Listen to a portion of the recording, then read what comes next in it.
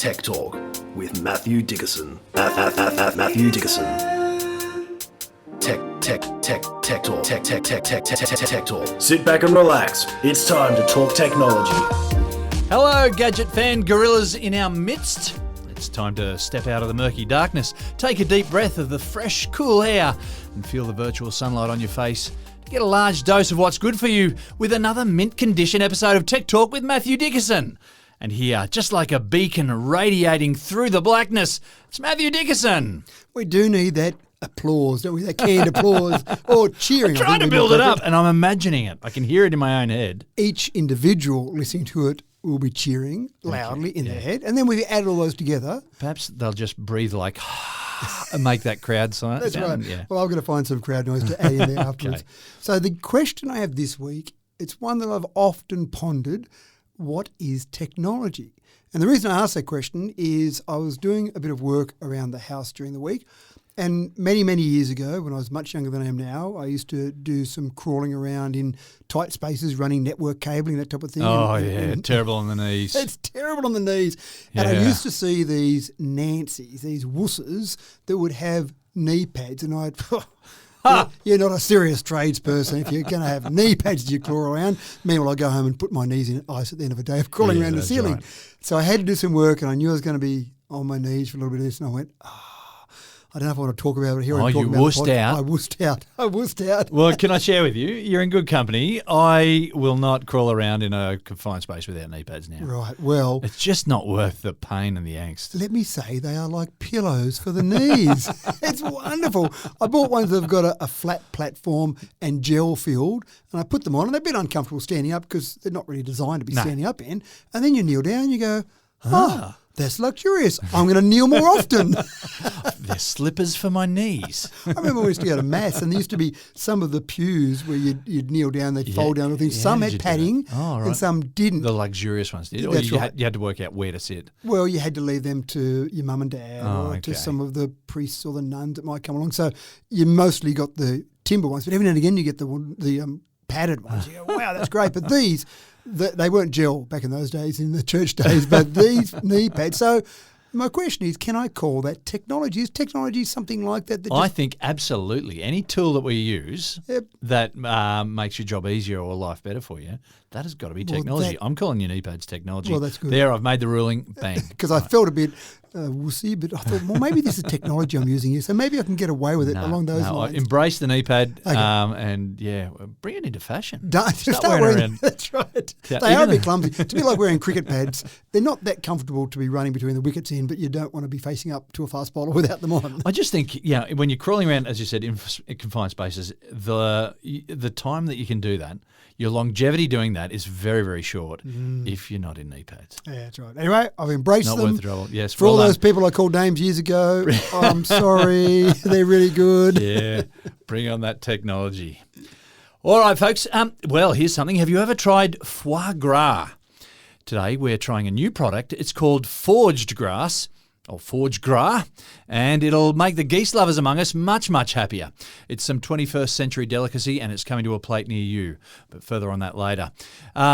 Next, we're looking at new ways to fly. We're going all the way back to the drawing board and leaning into nature for the details. And speaking of flying, what an excellent segue into our first story. So, how are you feeling about flying cars these days? Is it something that you can see yourself doing at some stage or other in the future? The word is that they're easier to fly than a plane and much, much easier to fly than a helicopter. In fact, would you believe that with a few days training only, you could be soaring over the rooftops just like Santa Claus. Matt, I've just finished 120 hours of driver training with my son.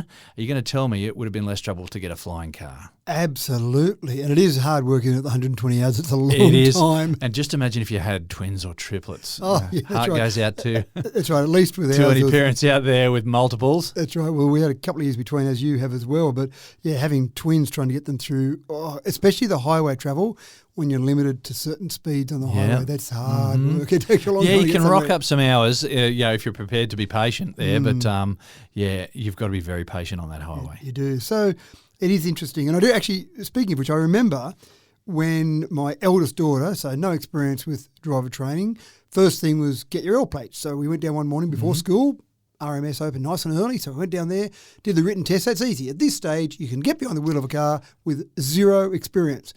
But by this stage, my daughter was 16, turned 16 that day. She had spent, well, I'd probably say 1,000 hours or more in a car with us while we've been driving maybe downtown or to school or to sport or on holiday. So surely, if you've seen all that driving, you'd be okay. So we got home, she got her school gear out, and we said, let's go.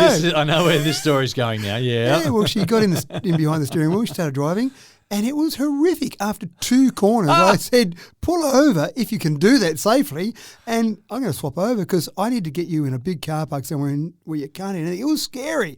So it doesn't actually work learning just by watching something unless you maybe I a don't robot. know how you do it if you're in the city. Yeah. But with some of the country roads, we quiet streets out the back, not real country roads, but just quiet streets out the back, there you've got the scope to make some errors without getting into too much strife. Well, car parks, big car parks from shopping centres is where we end up going to say, right, let's just get the hang of this, because you don't think about it. We've got lots of skills as a driver, but you don't think about it. You just turn the steering wheel that much to go around that much of a corner. We know that innately because we've done it for so long, but when you've never done it before, you don't know how far to drive. You don't know how far to push on the accelerator pedal or the brake. So it's a scary thing. And as a instructor in the passenger seat, you've got to be so sedate. You've got to be You can't, if you start yelling, that's going to make the driver even more frantic, and you're going to get in more trouble. So hit the brake, please.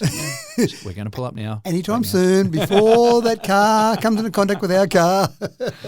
One of our kids, actually, we went to a car park in Sydney. We thought it would be a good idea, don't know why, to drive a little bit around Sydney and then going up into a car park in a shopping centre. And it was a pretty steep driveway, a sharp turn, then up the steep driveway. End up being like the Dukes of Hazzard? No, she didn't. No, luckily she didn't do that. Quite the opposite. Got about 3/4 of the way up and just went, I can't see over. You know when you're getting the top of a ride, you can't see over? And she went, I don't know what's over there. And she kind of stopped and then just froze and then burst into tears about 3/4 of the way up this ramp. This is a bad time for tears. That's right. Please don't do this. And that's not the time, apparently, to yell and go, no, keep going. But let's get on to the story. If you're in a flying car. Oh, I know. That sounds even scary, doesn't it? You've got another dimension to worry about. Do we think that we know that time travel, apart from 1 second per second, time travel at different rates to that is possible because obviously someone from the future came back, created the Jetsons cartoon, and then said, there you go, give it another 50 or so years and you'll be right. George Jetson with his flying car, although I don't think, remember it was the Aero car I think it was called, but it folded up into a suitcase. Remember when he jumped off there? And then, so we're not getting that far at this stage. Okay. We might be a little way away from that. But the flying car is absolutely a thing. Now, there's a company in the US, in Silicon Valley, of course, and it's called Pivotal. Pivotal. Now, they've got a flying car at the moment. Let's not call it a flying car. Let's call it an eVTOL, correct name. Electric Vertical Takeoff and Landing Vehicle, eVTOL. So it's a flying car. Flying car, okay. And they've got one called Blackfly, another one coming out next year called Helix. But they say that you can fly this after a few days of training on a simulator. That's amazing. On a simulator? On a simulator. So you get on a simulator, they do this for you. And it's funny, isn't it, when you buy a new car from a car dealer, they don't say, right, we better put you in a simulator and train you how to drive. They assume you know how to drive. Yeah. This was quite interesting. I read some stories about people who had zero experience at flying. Not they dabbled a bit, they had a little try in a light aircraft, some say zero experience. And within a few days, they were literally flying this thing. And it's a single cockpit, so you're not putting anyone else at risk if you're doing it, except maybe someone that you fall through their roof.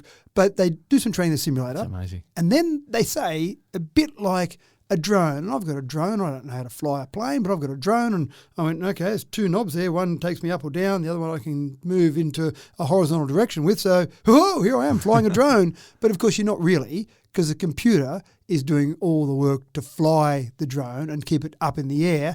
You're really just saying, can you go this direction? And it says, sure, I understand that, and I will now make things happen to satisfy your request to go in this direction. And so you're going to suggest that the computer can also sense when you've overcorrected or you've made too much of a move, and it becomes dangerous then, so it dampens that, perhaps? It simply won't do the things you do if you tell it to do something crazy. So no doing flips just yet? Or no, unless you say there's a button there that says disengage automatic. No, there isn't that there, but that's what you need. Well, what are the modes that Tesla's got? Yeah. That's right. Right, okay. You'd need to be able to have some way of saying, okay, disengage all the fancy electronics and let me fly it. Oh, no, it's out of control now. But essentially, it's got a whole range of things, including things like auto land. Now, imagine most times when you're flying a normal aircraft, anything that's going to go wrong would go wrong at takeoff or landing. They're the dangerous times. A bit close to the ground at those times. Up in the air, you've got time to recover maybe. But when you're coming down to land in this, for example, once you get to about 20, 30 metres off the ground, then it says auto landing, take over. So you don't need to try and land it and get the control just right. You think of the moon landing when they're trying to bring in that lunar module and get it just right and don't break anything because there's no repair shop. There's no tip it over. So that will take care of the landing for you. Take off the same thing. When you look inside the cockpit, you've got two joysticks. And I don't know whether those two joysticks, one is up and down, one's in whatever direction you go, but I imagine that's what it is because you just need to go up or down and then you need to go in whatever direction. Amazing. So the real question here is this going to be safer than car travel? So one thing I thought of is straight away, when you're driving a car, you're all on the same plane, excuse the very bad pun, but you're on the same horizontal plane. Yeah. When you get up in the air, you've got a fair bit of range in terms of how high you fly. Now, I imagine these aren't pressurised, so you'd have a limit to how high you could go. Maybe just like commercial aircraft, you'd say go at the even heights in one direction and the odd heights in the other direction. Yeah. But again, you wouldn't have to know that because that can be simply programmed. So if you're flying in one direction, it would say we're taking you to this height because in that direction, that's the height you need to be at. Yeah, and amazing. And I was thinking about this myself. It'd be potentially concerning if you were able to fly directly over people's houses. So I can imagine that there could be some guidance there where you need to follow the routes still with some little allowances or whatnot. But one of the things that I thought of as well is that it's only you, so you're not putting a lot of people at risk, except maybe me having my breakfast one morning and next thing you know an eVTOL lands through my kitchen and says hello. So that's a bit of a concern, but it also would defeat part of the advantage if you said follow the road, because then you want to go direct. Now, again, this isn't designed to go long routes. This is really designed to go short routes. Following the roads on a short route would be problematic, but how safe is it? Are we going to get approvals to fly these? But then if you've got cars going in every single direction, so 360 degrees of directions, how many different altitudes can you actually assign to the different directions? Because then you've got to double it because they could be going in either direction. Correct. Oh, hang on. No, that's still 360. No, but you could be going, in other words, are you going in 90 degrees or 100 degrees or 180 degrees? 180 degrees. So someone going 180 degrees to you is going in the opposite direction. Well, if you're going at 0 degrees, but then there's the 90 degrees, so going at right angles to where you're going. That might be, well, which way is this person going? Yeah, so, and you've got every little fraction of a degree there too. So I think you can't have, and I'm making the rules right now. You can hear me. Fair enough. You just couldn't have go in any direction you want. There's got to be some rules there. There'd be some rules, but at the moment, no. Okay, all right. But because there's only about 6 people driving these things right now. That's the thing, isn't it? So there's not many up there, but we probably need to get some rules happening pretty quickly.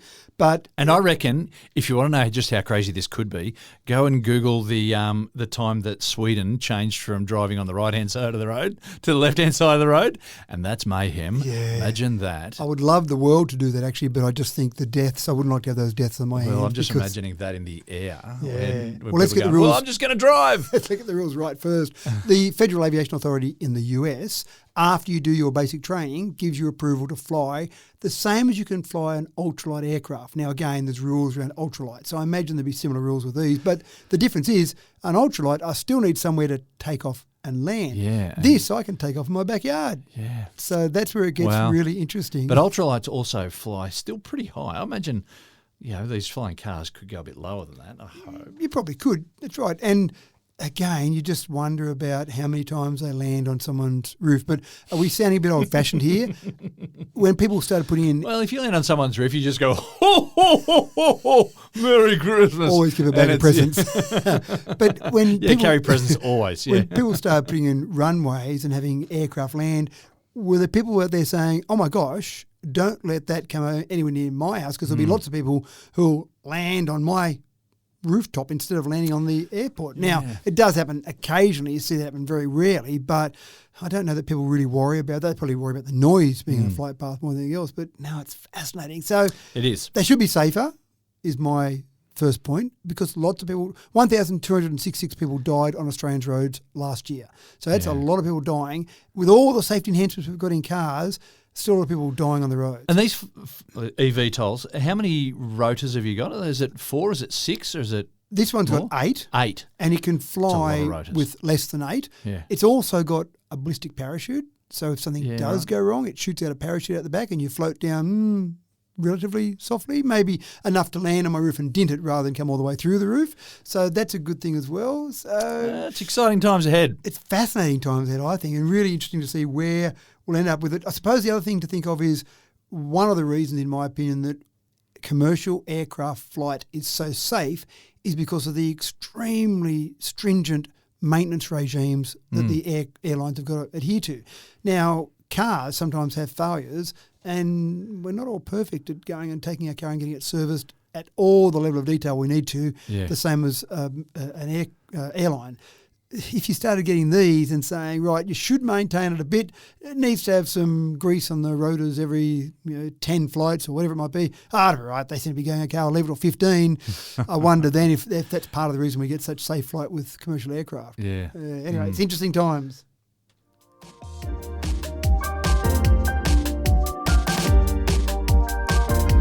Okay, folks, do you have a taste for exotic delicacies? Do you enjoy your caviar beluga style, or have you how do you have your abalone?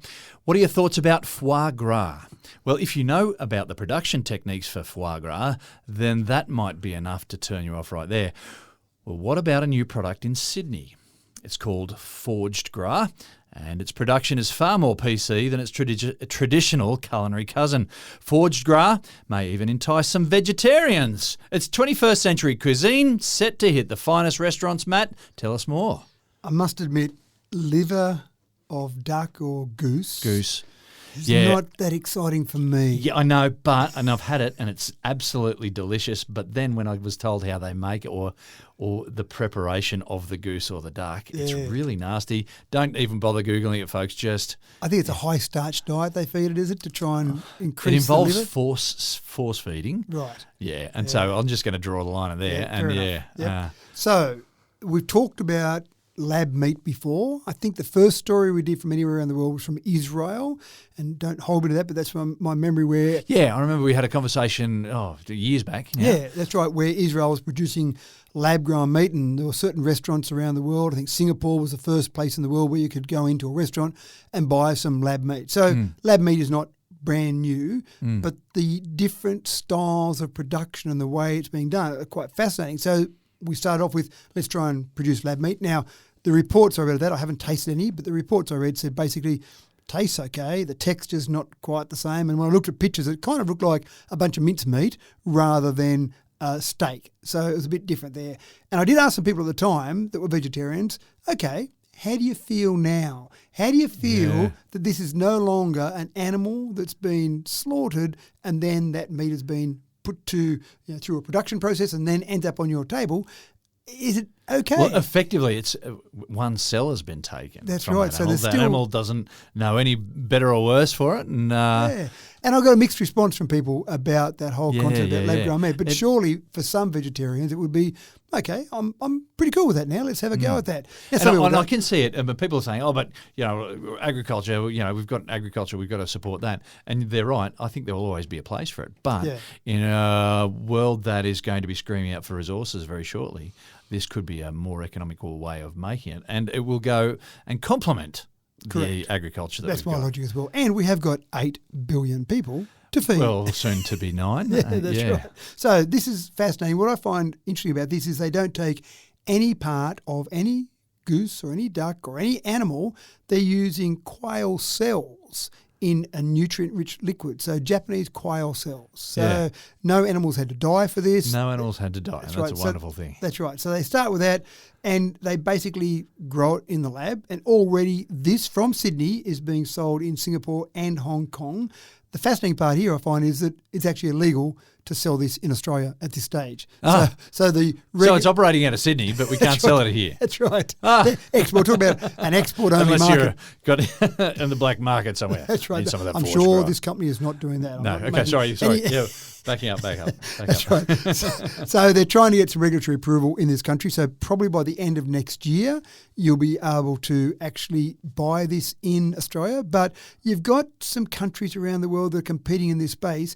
There are about 150 companies already producing some form of lab meat, some form of produced rather than grown meat. And so it's a booming exercise. Probably by the year 2035, the estimation is this whole market, this global cultured meat market, will reach $20 billion. So it's a big market and lots of changes there.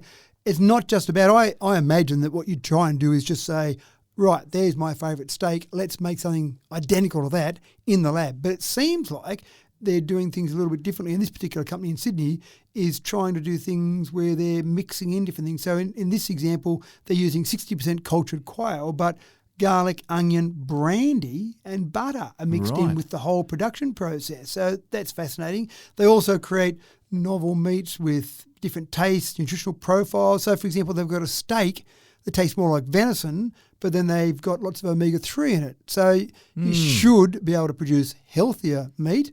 And I must admit, people get excited about things like Wagyu and the marbling, and I just don't get it. I just think that's fat. And I try and buy meat without the fat, and then people go, look at the marbling. I go, that's just fat. And please send in, if there's some difference between marbling and fat that I don't know about, let me know about it. But this meat you could produce without the fat, without the marbling, which I think would be a good thing, but some people might not think so. But I think it's also part of it. I mean, the fatty flavour to the to the foie gras is part of the part of the appeal. Yeah, that's right. I think that's the thing with grown meats, with naturally grown meats, that I think that's part of it, is the fat is all part of the taste. So for some of these lab meat producers, they've probably got to introduce some fat or equivalent of to really attract that overall market. But it is quite fascinating. I can see more developments here. I can see different things happening around the world. And before we know it, it will be, you've got a steak that was grown on a cow. That's quite fascinating. Look at that. It's interesting. How quaint. That's right.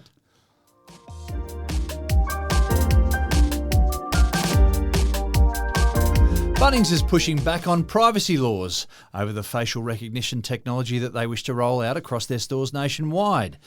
They're pleading that it's all in the name of consumer safety, but the OAIC is crying foul play. Matt, how is this technological tussle panning out? Well, it is quite interesting, and I think the big mistake made by Bunnings here was they didn't tell us. They've been using facial recognition technology since 2018, and they started finding they had some people who were being unpleasant to their staff, maybe violent in the store, maybe stealing things. And sure, CCTV, most people expect a business to have CCTV around there to catch these things, but they thought there's got to be a better way. Let's prevent it before it happens, rather than just go, oh, yep, there's a video, there's a known offender, we've seen him before, and you go through the process. And even when the police go and get the guy and say, right, we've got this video, here you are stealing this, or whatever it might be, it's too late. They never get that product back. Or if there's been violence in the store, that might traumatise a staff member. So they said, we can use this technology. It's out there. Why not? So they set up facial recognition technology across their stores, and they added people to the list if they had an incident involving someone. So if I walked into the store, started abusing a staff member, whatever, then they might go, right, there's that image there. Let's add that person to our database. And the database consisted of about 500 people by the time this has all become public. So they had 500 people, assuming not you and I in that list, that were deemed high risk in their list of people. So when someone walked in the store, there'd be some form of alert, I imagine, go off, and a manager would be told, okay, here comes Matthew again, he's a troublemaker, go and escort him from the store, he's not welcome in Bunnings. Right. That might be a confrontation in itself, but essentially they had that, or maybe they just had someone follow them around and keep an eye on them and make sure there was some protection for other staff members. But ultimately, that all sounded, to me, reasonable and okay, except they just didn't tell anyone. Yeah. I think that was a mistake made. And in the current climate, people are very, very defensive about that sort of stuff, aren't they? Yeah, they are. And you're quite right. The Office of the Australian Information Commissioner said that Bunnings violated privacy laws, which is pretty strict or pretty extreme.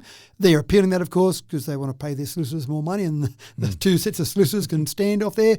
But on the technology side, they had some pretty good technology, and it was actually picking up, it had recognised someone compared to their database within about 0.004 of a second.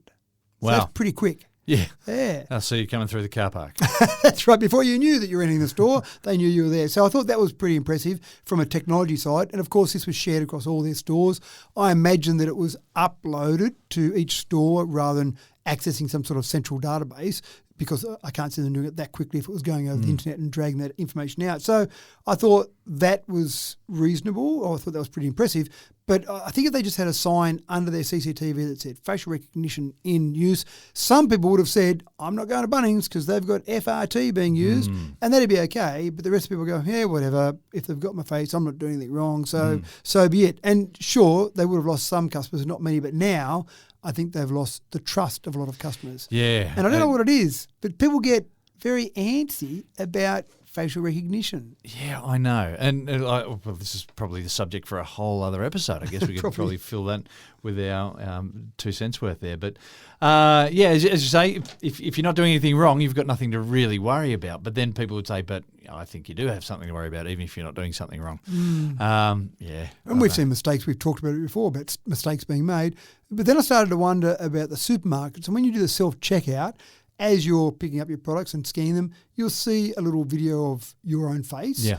And obviously they're doing that in case you decide that you don't want to pay for your goods today and you just pick up your bag and walk out the door. They've got a little video of you. A little tip here for thieves: don't go to the self-checkout counter. If you're going to steal the stuff, just walk out with the bag so your video's not on there. Yeah. But then many people scan their rewards type cards, and you could quite easily, and I've got no evidence to suggest this, but if the supermarkets were also using facial recognition, then they'd know about your purchases because they know there's your picture, there's you, and there's your purchase on your rewards card. So when you walk into the store, it'd be very easy for them to send you a text. Oh, James, we noticed you just walked into ABC Supermarket. We've got a special today on chocolates because we know you bought some last time. And you go, I feel like you know too much about me. Yeah, that's right. So there's all those possibilities. Yeah. And that's where maybe people get a bit concerned about the facial recognition. Yeah. I think we've come to accept CCTV and accept that that's used if someone does something wrong. But facial recognition seems a bit too preemptive, and that does scare people a little bit. Oh, look, and we've also got mobile phones that are taking shots of our face all the time, and they've got facial recognition technology on them all as well, haven't they? What's happening out once it goes into your phone? Where's it being sent after that? Yeah, that's right. It'd be hard to travel internationally too, wouldn't it, if you weren't happy with your face being photographed somewhere? Maybe we feel more comfortable with governments. Maybe what people got a bit annoyed about was Bunnings being a private company capturing that data. Did they take the same care as maybe the government when they take your photo when you go through customs? Or did people simply see it as an opportunity? To jump all over someone? Yeah. Maybe. Perhaps.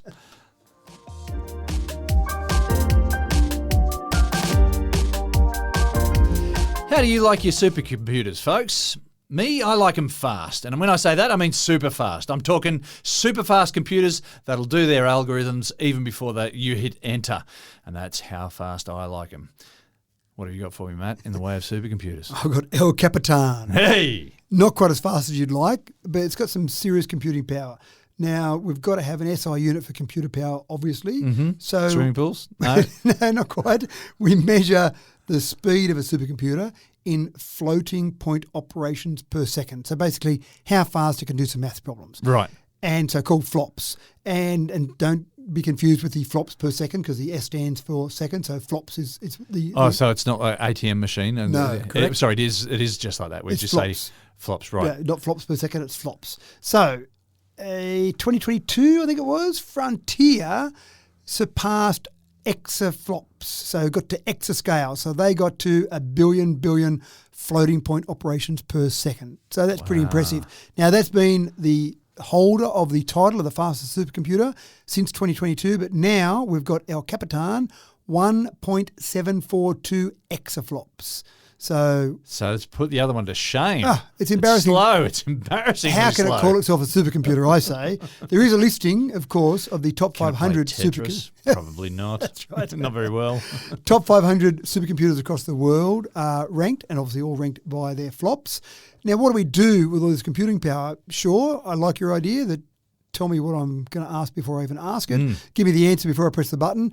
I actually thought surely they could tell me the lotto numbers for next week. That seems reasonable for a supercomputer to put all that power to good use. Yeah, it would pay for the supercomputer, surely. So do that a few times. Maybe just get the weather right tomorrow. That'd be a really interesting thing. But no, it can't do that. Can't do that. This one in particular was built with the National Nuclear Security Administration in mind. So it was built for them. They were the custom client there.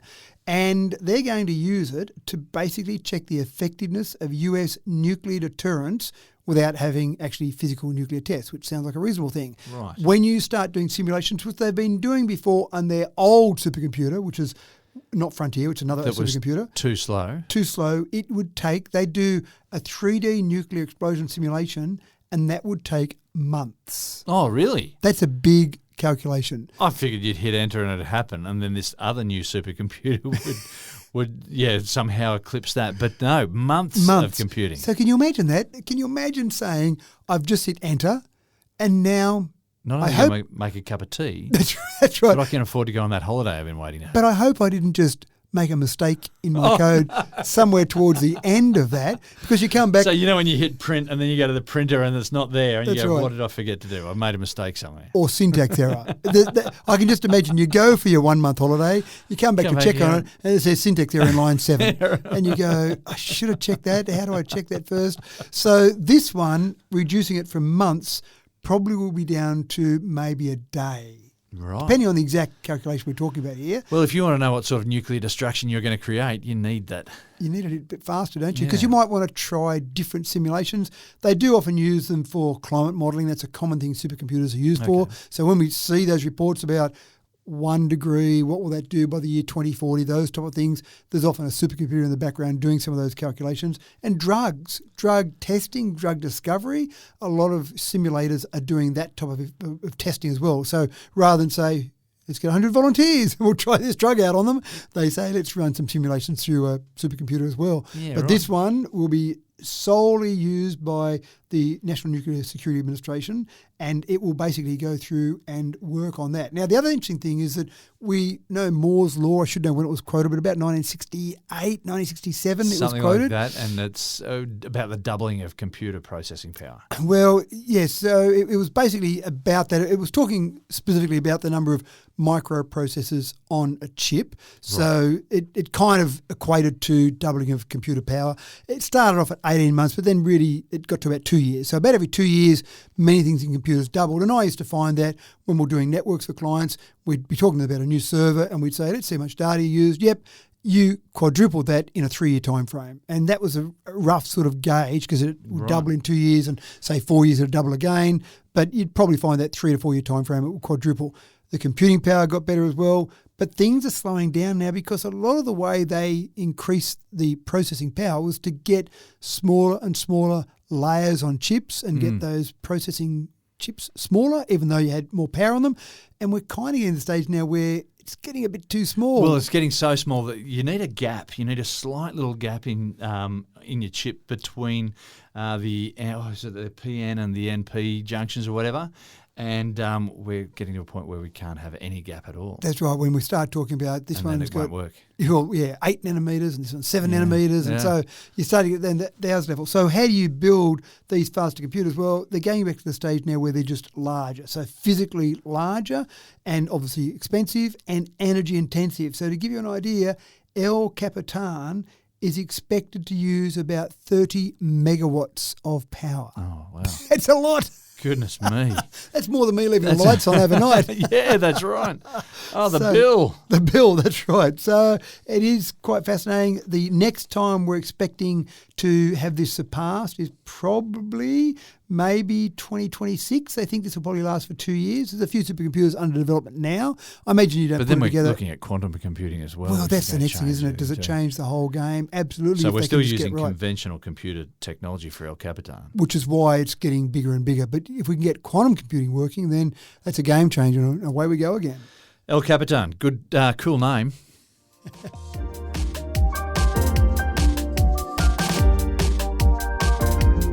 And in another story that drags a tech solution straight out of the pages of a biology textbook, aeronautical engineers are looking to improve the way we fly by copying birds' tails. They've designed Pigeon Bot 2, And it's a robotic bird that will hopefully teach us how to get around in an aircraft without tall vertical tails. Matt, this is going to ruffle some feathers, is it not? Oh, please. And here was me thinking the vertical tail fin was just a spot to put the logo of the airline on. But apparently it's used in the flying. Yes. Apparently it helps keep the aircraft going straight, helps with a bit of side-to-side motion. Put the logo now. Yeah, I know. Imagine that.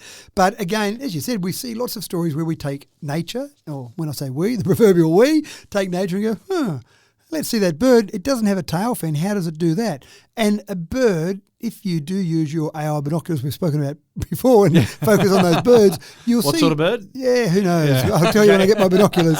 If you see that tail fin, it just moves around ever so slightly. So they basically built a drone, a bird simulator, that they can actually use and change the shape of that tail fin to help control the flight. So rather than having a vertical tail fin, which has got a bit of drag associated with it, you've got a tail that spreads out and then modifies itself. And they built this with 9 servo motors in the tail and then said, let's see if we can fly this thing. And they can fly it and keep it level and keep it stable to the point where they're saying maybe we could build an aircraft like this without a vertical tail fin. And save on all that steel and aluminium. Well, drag as well. There's a fair amount of drag. They're talking about maybe being able to improve the fuel efficiency of an aircraft by about 5% if you got rid of the tail fin. So that sounds quite interesting because you can imagine the horizontal fins have got a hole to go through basically because it's been cut from the front wings to a certain extent and the whole aircraft. So you can probably reduce that drag and still just get the direction you need. Now, there are some aircraft, some military aircraft that don't have a vertical tail fin, mainly because they want to get away from radar detection, but they'll control some of that flight by using some drag on the main wings, which again then that introduces more drag, which is not what you're after. But this is fascinating. I watched a video of it and just watching how the servo motors were changing the shape of that tail fin, you go, wow, that's incredible. And you think, well, birds do that by themselves. So maybe birds are pretty clever as well. But it is interesting. We keep looking to nature. We keep looking at different things in nature and say, how do we copy that? Let's see what we can do. And here's another example. But it would look a bit freaky, wouldn't it? Imagine turning up and looking at your aircraft you got on board. You went, okay, I kind of get those horizontal wings there, but that thing at the back, that looks a bit woolsey compared to the good structure of a tail fin and a couple of horizontal wings there. It's just amazing. Look, I'm waiting for them to design a plane like a bumblebee. Have you ever seen a bumblebee fly in slow motion? The wings are incredibly fast, aren't they? Yeah, I'm not sure I'd feel that comfortable about that, especially when you see these wings flapping on the sides incredibly fast. But we also, in the early days of flying, you saw lots of people trying to flap wings just like a bird. Yeah, watch that old black and white footage of what they were doing with their amazing flying contraptions. That's right. They didn't actually fly very No, well. they didn't at all.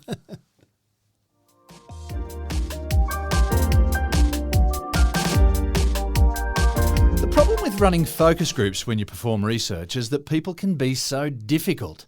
People have strong personalities and let's face it, people can be needy. Perhaps for efficiency, saving time wasting with some late arrivals and problems with early departures, etc., perhaps it would be just easier to enlist a focus group of AI avatars and cut out the crap. Matt, is this the direction that human testing is really going? AI focus groups? I think it's a great idea. I've seen focus groups. I've been involved with different focus groups. Well, you wouldn't have to wait for them to argue things out or whatnot or discuss stuff. You just say, I want this tested and bang. There's your answer and you get a good representation of society. And there's a great episode of Utopia where they were doing, Utopia is an ABC comedy, but a bit too close to real life.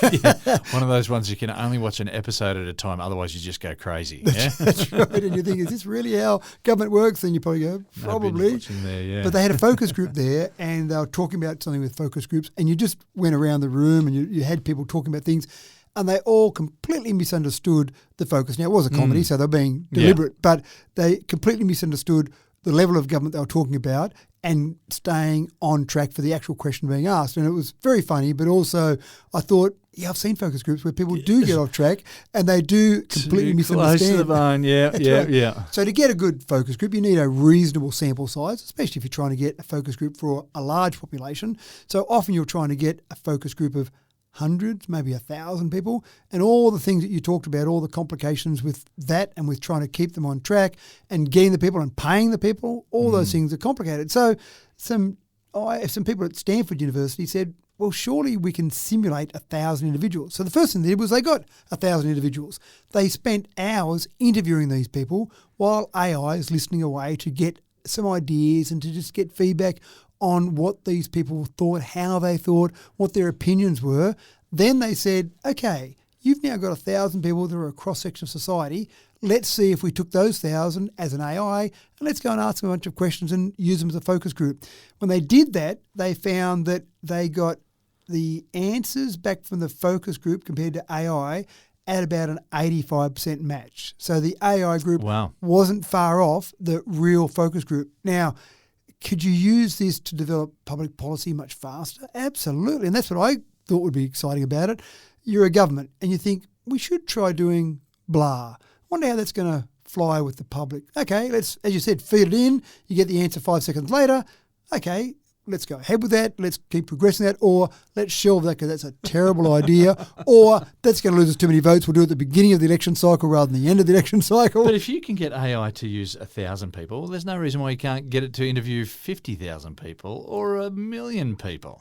Well, and you probably get a diminishing rate of return. I know when you talk to people who do surveys of people, they have a number where they go, we're at the point now where it's, say, plus or minus 5%. Yeah. And as you keep increasing, so you might get that at 1,000 people. At 2,000, it might be plus or minus 4.8%. So you start to get a diminishing rate of return. But logically, yes, you could start to build a bigger focus group, but you could then get focus groups that focused on different areas, so different areas that they might live, different parts of the population, different people, whether it be males or females or different ages. So you could build up a range of subsets and say, okay, here I am, an AI company. I've got these various subsets. Who would you like to run your policy ideas past? I can feed it into whichever AI group you want, and there's your answer. So it does sound quite interesting. And how accurate are focus groups really?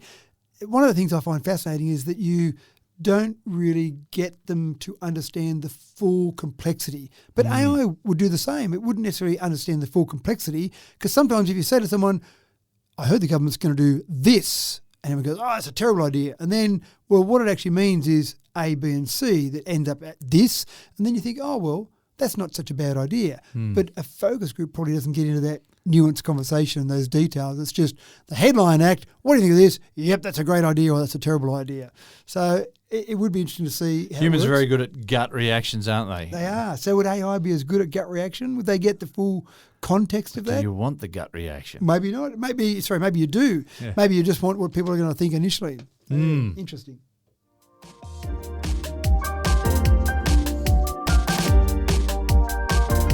We live with friction every day. It's that hidden force that we've learned to take for granted because friction helps things to work. But for physicists and engineers alike, friction can be a royal pain in the bum. It reduces the efficiency of energy transfers and transformations and creates heat, which has its own problems. Getting rid of friction is a big deal. And if you can create a truly slick surface, well, you might be just the envy of the entire lab. Matt, material science. What do we say about material science? That's the future, James. You tell your students that's the future. I was telling them today. That's right. There you go. Well, it's interesting because this is not even just material science. This is all about the coatings. So it's not just the material that you make the product, the device from, but how you coat it. So, for example, in a jet engine, you've got temperatures over 1,000 degrees Celsius. You've got metal in that jet engine that would start to become a little bit goopy at 1,000 degrees Celsius. So what do? You put a ceramic coating over those metal components that can handle more than 1,000 degrees Celsius. And so the ceramic coating's taking that heat, so the metal underneath isn't getting to those temperatures. So fantastic. In this particular story, one of the stories I was reading, if we could improve the coating in a jet engine, for example, we could actually increase the engine temperatures, and just a 30 degrees Celsius change in engine temperatures could make that engine 8% more efficient. So let's get a coating. So what does that mean? 8% more efficient. So in fuel, less fuel. 8% less fuel. Yeah, right. To produce the same amount of power, running it hotter means you could actually save 8% of your fuel. So that sounds pretty cool. And that's not changing the structure of the jet engine. That's not changing how it operates. That's just by saying, let's put this better coating on and then we can run it a bit hotter. Amazing. It is quite amazing.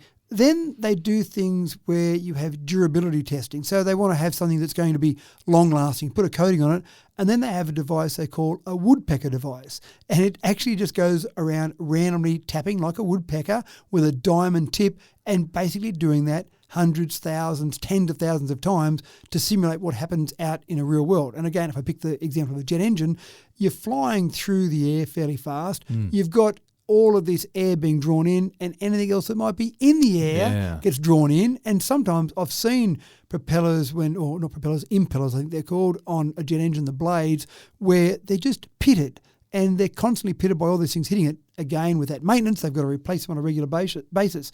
When you start talking about satellites, you want to coat the gears and bearings to make sure they last a long time, because a satellite that might be up there isn't quite so easy just to drop back into the service centre and stick a new one in and then send it back up there again. It's a pretty big job, or they probably just let it fall away and put up a new one to replace it. So you've got all these different coatings.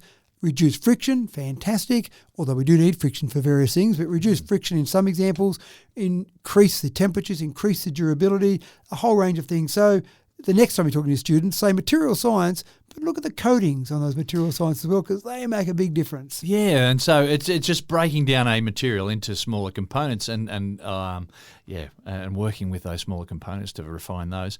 Amazing. It is. And even, just for example, amazing technology. It is in a car park. Say, for example, you've got a shopping centre with an underground or an undercover car park. You don't want a fire to have the whole area collapse. So you might have steel in some of those structures to support the whole area, but then you might have a coating around those. It's a fire retardant coating. So it doesn't get hot enough for that metal to start to collapse or not have its same strength capacity. So there's so many different areas we use different coatings.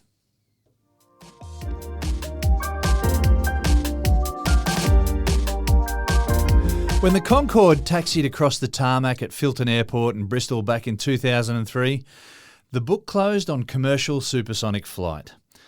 While military technology continues to grow and push fighter pilots well past Mark III, supersonic fun for ordinary folks like you and I, well, that remains a pipe dream.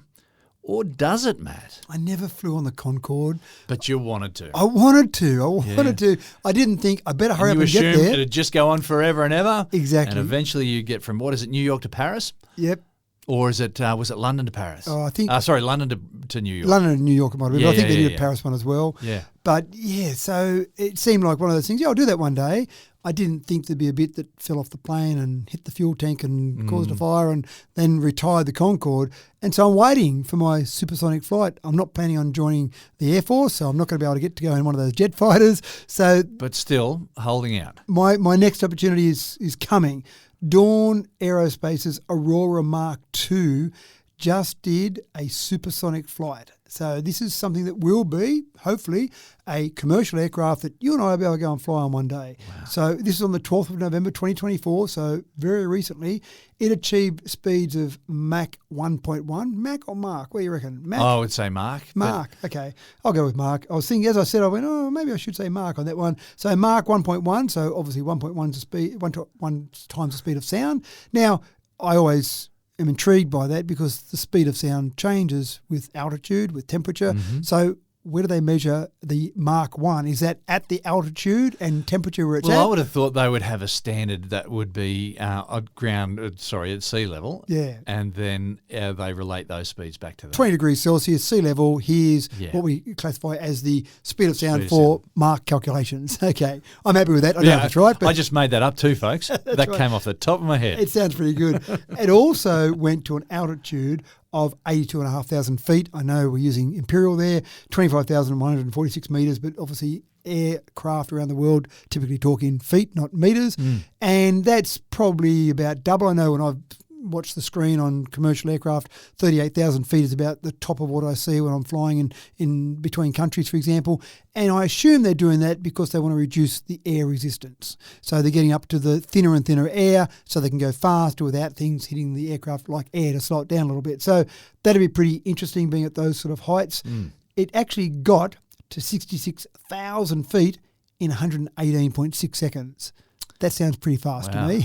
Wow. There was a record that was set back in the 70s for that speed or for that height reached in that time, and this beat that record. So that's significant. So if they keep going down this path, and they're using more a jet engine rather than, a same as you would have in a spacecraft engine, so like a burning jet engine or burning fuel rather than a normal commercial jet engine to use that. So essentially, this might be where we end up with to get to that point with commercial aircraft. Now, they could use this for putting satellites up into space as well, a whole range of things it could be used for, but I want to get on a supersonic plane, James. Yeah, that's right. Bring the Concorde back with rocket back, engines. Or bring something like this back as well. So it is historic, this flight, and essentially civilian supersonic aviation might be coming back with something like this. But I think, we've got a civilian space flight happening these days too, haven't we? What's Bezos's Branson Blue Origin, is it? Yeah. So you've got some of those as well, but I don't think they go at supersonic speeds to get you there. They just put you up into a height that gives you the ability to say that. Well, if they can do it, I still reckon they can do supersonic commercial flights. They should be doing it.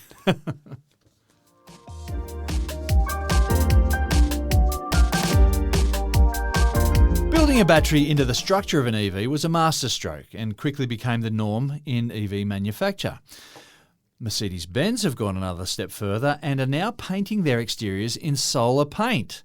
Matt, solar paint? How long has this been a thing? Well, it's not quite a thing yet in terms of go and buy a car with this solar paint. Right. But the other answer that we often talk about, if you don't know the answer in science, material science is where you should be going, and surface area is the other answer you should give when you don't know what the answer is.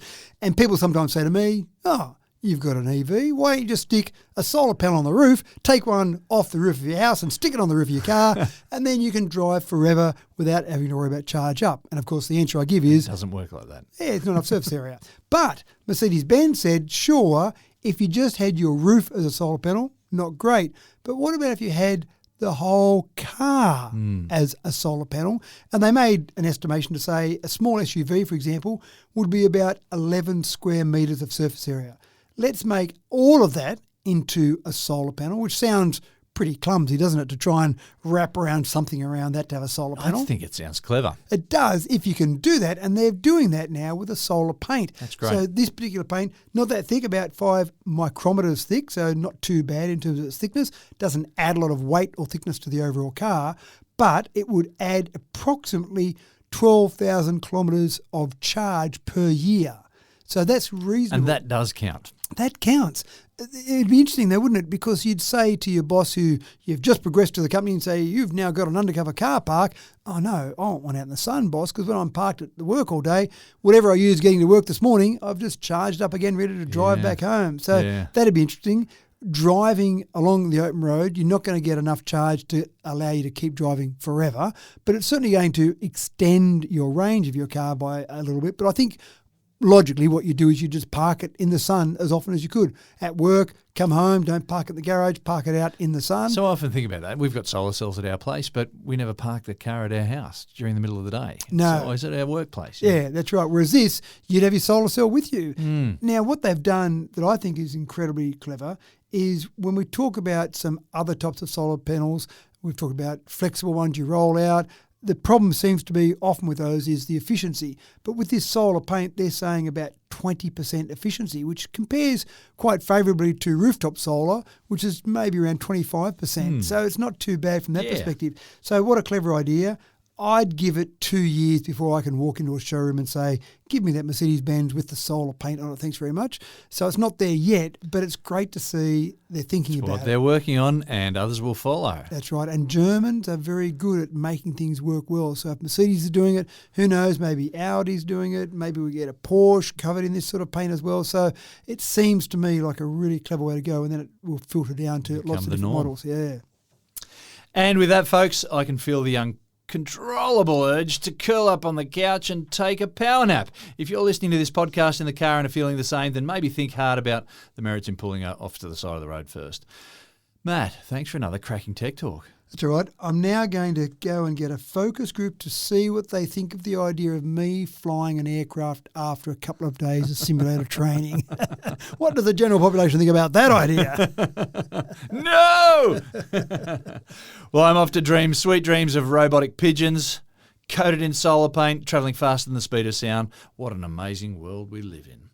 Thanks for tuning in to another episode of Tech Talk with Matthew Dickerson, streamed coast to coast and far across the deep blue sea, all thanks to the modern miracle of the fabulous internet. I'm your host, James Eddy, and I'm delighted to be a part of this tidy little podcast from week to week. I hope you enjoy it just as much. Until next time, take care and we'll see you soon.